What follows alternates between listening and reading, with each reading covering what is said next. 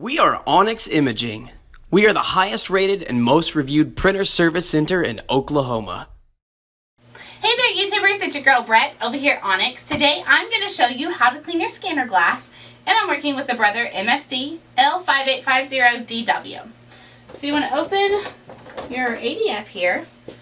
You want your favorite glass cleaner and a lint-free cloth. You want to put the glass cleaner on the cloth. You never want to put it directly on the glass. And you just gently clean the glass. Sometimes you can see some pen marks or even some whiteout on there. So if you do see that, then just go ahead and give it another cleaning.